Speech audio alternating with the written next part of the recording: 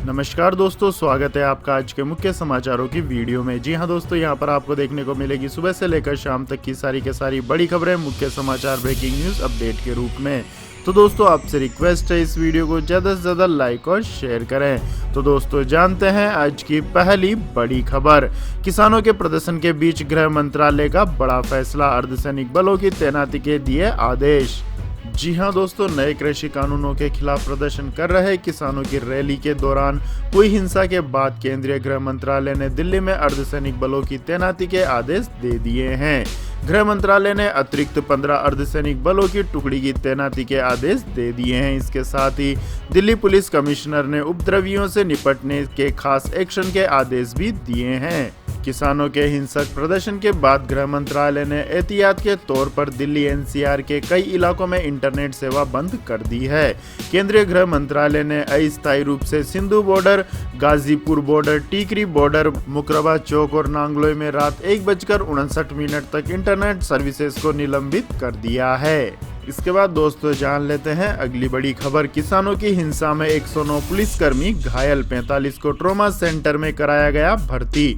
जी हां दोस्तों, tractor parade निकालने के नाम पर दिल्ली के आईटीओ समेत अन्य हिस्सों में घुसने और जमकर हिंसा करने के बाद अब प्रदर्शनकारी वापस दिल्ली के बॉर्डर इलाकों में लौट गए हैं। हिंसा का सबसे बड़ा केंद्र बना आईटीओ एरिया भी पूरी तरह खाली हो गया है। इसी बीच खुफिया विभाग ने कई जगहों पर हिंसा की आशंका जताई है। वहीं ट्रैक्टर परेड के दौरान एक किसान स्टंट करते समय मारा गया। उसकी पहचान उत्तराखंड के बाजपुर इलाके के नवनीत के रूप में हुई है। सोशल मीडिया पर कुछ लोग उसकी मौत का कारण पुलिस की गोली बताकर फेक न्यूज फैला रहे हैं, लेकिन सीसीटीवी में ट्रैक्टर पलटता हुआ साफ दिखाई दे रहा था। किसान के मरने के बाद बाकी साथी उसका शव लेकर आईटीओ पर बैठ गए हैं। बाद में पुलिस के समझाने पर वह उसकी डेड बॉडी लेकर चले गए। इसके अलावा दोस्तों, दिल्ली पुलिस के डीसीपी इस सिंगल ने बताया है कि आईटीओ पर पुलिस और किसानों के बीच हुई झड़प में 109 पुलिस वाले घायल हुए हैं। दिल्ली के नॉर्थ डिस्ट्रिक्ट के करीब 45 पुलिसकर्मियों को सिविल लाइन अस्पताल के ट्रॉमा सेंटर में भर्ती कराया गया है। वहीं 18 पुलिसकर्मी एलएनजेपी अस्पताल में भर्ती हैं। इसके बाद दोस्तों, जान लेते हैं अगली बड़ी खबर। 8 बसें 17 गाड़ियां तोड़ी, किसानों की ट्रैक्टर परेड हिंसा के बाद 7 एफआईआर दर्ज। जी हां दोस्तों, कृषि कानूनों के विरोध में गणतंत्र दिवस के अवसर पर किसानों ने दिल्ली में ट्रैक्टर परेड निकाली। शांतिपूर्ण परेड निकालने का दावा था, लेकिन इस परेड से दिल्ली में बवाल मच गया। कई स्थानों पर पुलिस और किसानों के बीच हिंसक झड़पें भी हुई है। आंदोलनकारियों ने इस दौरान पब्लिक प्रॉपर्टी को भी नुकसान पहुंचाया है। प्रदर्शन के दौरान आंदोलनकारियों ने डीटीसी की 8 बसों को बुरी तरह क्षतिग्रस्त कर दिया। इन बसों में ट्रैक्टर से टक्कर मारी गई, बसों के शीशे भी तोड़ दिए गए। इतना ही नहीं, इस प्रदर्शन के दौरान 17 ऐसे वाहनों को भी नुकसान पहुंचाया गया है जो आम नागरिकों के थे। इसके अलावा 4 कंटेनर भी तोड़ दिए गए। प्रदर्शनकारियों को रोकने के लिए रोड पर लगाए गए लोहे के करीब 300 बैरिकेड्स को भी तोड़ दिया गया। दिल्ली में मचे इस बवाल और संपत्ति को क्षति पहुंचाने के मामले में ईस्टर्न रेंज पुलिस द्वारा 4 एफआईआर दर्ज की गई है। पांडवनगर थाने में 1, गाजीपुर थाने में 2 और सीमापुरी थाने में 1 एफआईआर दर्ज हुई है। इसके अलावा 3 अन्य एफआईआर द्वारिका बाबा हरिदास नगर थाना, नजफगढ़ थाना और 1 एफआईआर उत्तम नगर थाने में दर्ज की गई है। सूचना यह है कि सेंट्रल और नॉर्थ दिल्ली जिस एरिया में लाल किला है, वहां भी 1 एफआईआर दर्ज की जा रही है। इसके बाद दोस्तों, जान लेते हैं अगली बड़ी खबर। ममता बनर्जी ने केंद्र पर फोड़ा ठीकरा, बोली हिंसा के लिए किसानों के प्रति उदासीनता जिम्मेदार। जी हां दोस्तों, पश्चिम बंगाल की मुख्यमंत्री ममता बनर्जी ने मंगलवार को कहा है कि दिल्ली में हुई हिंसा के लिए केंद्र का असंवेदनशील रवैया और किसानों के प्रति उदासीनता जिम्मेदार है और इस घटना से उन्हें बहुत सदमा पहुंचा है।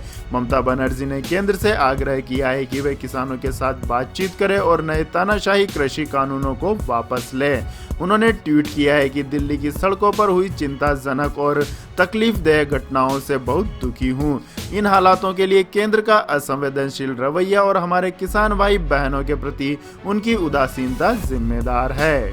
आपकी जानकारी के लिए बता दें दोस्तों, गणतंत्र दिवस पर आयोजित किसानों के ट्रैक्टर परेड का लक्ष्य कृषि कानूनों को वापस लेने और फसलों के लिए न्यूनतम समर्थन मूल्य की गारंटी देने के कानून की मांग थी। दिल्ली पुलिस ने राजपथ पर समारोह समाप्त होने के बाद तय रास्ते से ट्रैक्टर परेड निकालने की अनुमति भी दे दी थी, लेकिन हजारों की संख्या में किसान समय से पहले विभिन्न सीमाओं पर लगे अवरोधों को तोड़ते हुए दिल्ली में प्रवेश कर गए। कई जगह पुलिस के साथ उनकी झड़प हुई और पुलिस को लाठीचार्ज और आंसू गैस के गोलों का सहारा लेना पड़ा। इसके बाद दोस्तों जान लेते हैं अगली बड़ी खबर। दिल्ली में हिंसा के बाद हाई अलर्ट पर पंजाब। सीएम कैप्टन अमरिंदर सिंह ने कही बड़ी बात। जी हां दोस्तों, दिल्ली में ट्रैक्टर परेड के दौरान किसानों की ओर से की गई हिंसा के बाद पंजाब सरकार की भी चिंता बढ़ गई है। राज्य के मुख्यमंत्री कैप्टन अमरिंदर सिंह के निर्देश पर पंजाब पुलिस ने हाई अलर्ट घोषित कर दिया है। इसके साथ ही हालात से निपटने के लिए प्रदेश के सभी पुलिस कर्मियों को चौकस रहने के लिए कहा है। मुख्यमंत्री कैप्टन अमरिंदर सिंह ने कहा है कि दिल्ली में ट्रैक्टर परेड के दौरान कुछ तत्वों द्वारा की गई हिंसा पूरी तरह अस्वीकार है, इसे मंजूर नहीं किया जा सकता। उन्होंने वास्तविक किसानों से आग्रह किया है कि वे दिल्ली को खाली करके फिर से उन्हें उन्हीं की ठिकानों पर लौट जाएं, जहां वे पिछले 2 महीनों से धरना दे रहे हैं।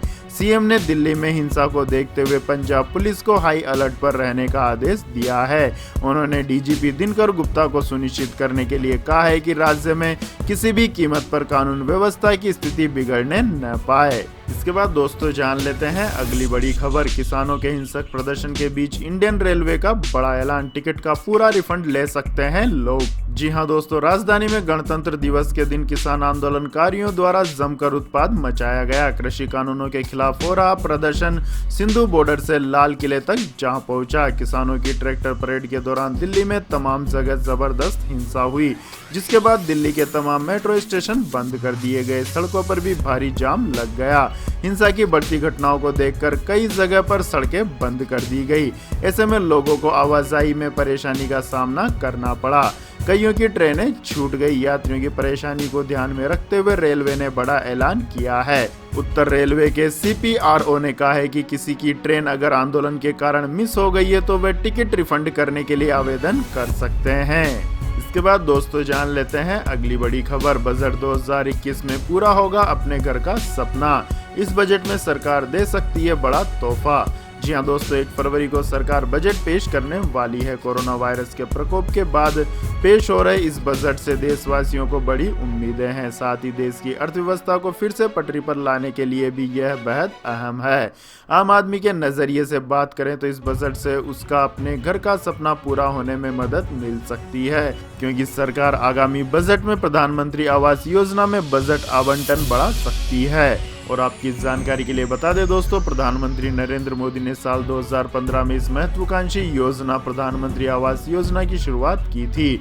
इस योजना के तहत सरकार का उद्देश्य है कि देश के शहरी इलाकों में रहने वाले आर्थिक रूप से कमजोर वर्ग, मध्यम वर्ग और निम्न वर्ग के लोगों का घर का सपना पूरा हो। इस योजना में उन लोगों को शामिल किया जाता है जिनके पास अपना घर नहीं है, और इस योजना के तहत पहली बार घर खरीदने पर 2.35 लाख रुपए से लेकर 2.5 लाख रुपए तक की सब्सिडी दी जाती है।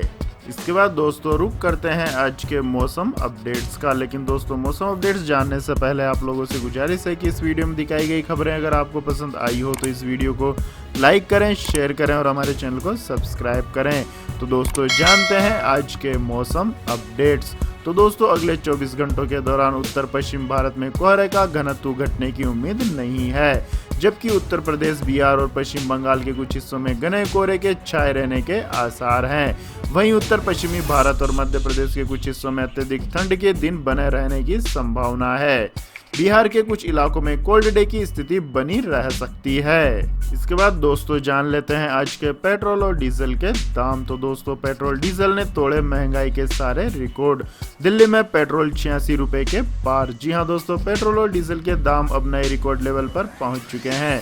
आज दिल्ली में पेट्रोल की कीमत में 35 पैसे की बढ़ोतरी हुई है, जिससे 1 लीटर पेट्रोल का दाम 86 रुपए 5 पैसे प्रति लीटर हो गया है। और यह पेट्रोल के दाम दिल्ली में ऑल टाइम हाई पर पहुंच गए हैं। डीजल भी दिल्ली में 76.23 रुपए प्रति लीटर के रिकॉर्ड लेवल पर पहुंच गया है। दिल्ली के अलावा बाकी के मेट्रो शहरों में भी पेट्रोल के दाम बढ़े हैं। आज मुंबई में पेट्रोल के दाम 92.62 रुपए प्रति लीटर हो चुका है, जबकि कोलकाता में पेट्रोल के दाम 87.45 रुपए, वहीं चेन्नई में 88.7 पैसे प्रति लीटर पर पेट्रोल बिक रहा है। इसके बाद दोस्तों जान लेते हैं अगली बड़ी खबर। यूएस में पहली बार वित्त मंत्री के पद पर बैठेगी कोई महिला, जेनेट येलेन को मिली कमान।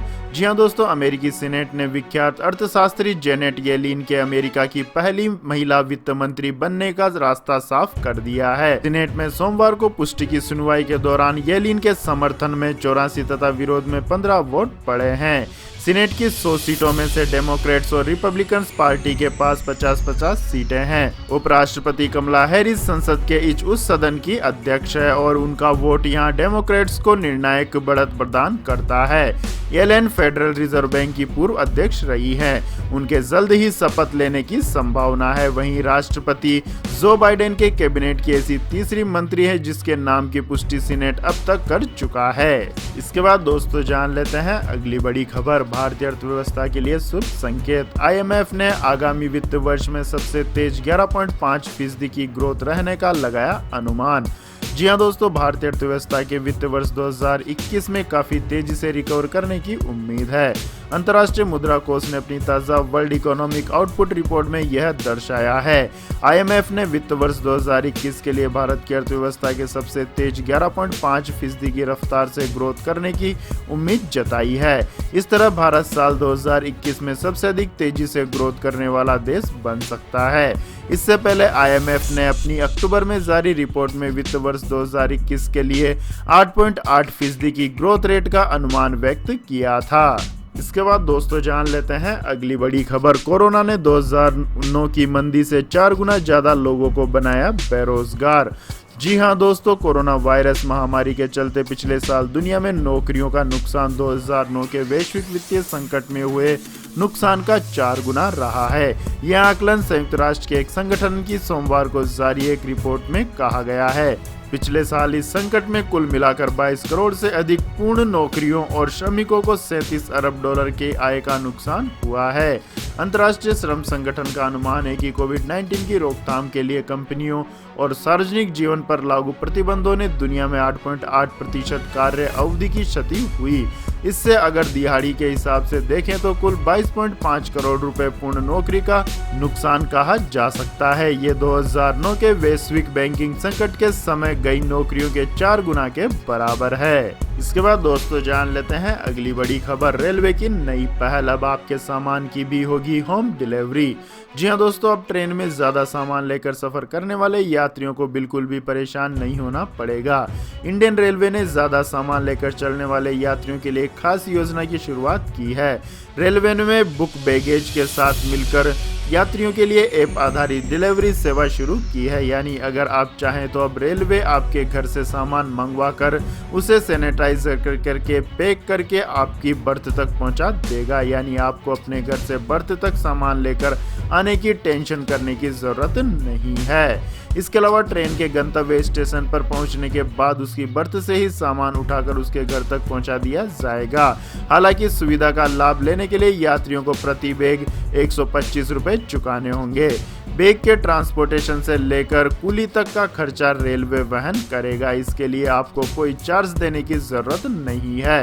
रेलवे विभाग ने इस सेवा को एक विशेष ऐप से जोड़ दिया है। इस सुविधा से विशेषकर बुजुर्ग यात्रियों को काफी सहूलियत होगी। तो यह थी दोस्तों आज की सभी महत्वपूर्ण बड़ी खबरें। और दोस्तों बारी आती है आज के माइंड किच क्वेश्चन की, जिसका जवाब देकर आप बन सकते हैं एक शानदार उपहार के विजेता। तो दोस्तों आज का सवाल है, भारत की सबसे लंबी नदी कौन सी है? जी हां दोस्तों, अगर आपको इस सवाल का जवाब आता है तो तुरंत कमेंट सेक्शन में लिख दीजिए। इस वीडियो को लाइक कीजिए, शेयर कीजिए, हमारे चैनल को सब्सक्राइब करके बेल आइकन का बटन भी दबा लें। धन्यवाद। जय हिंद, जय भारत, वंदे मातरम।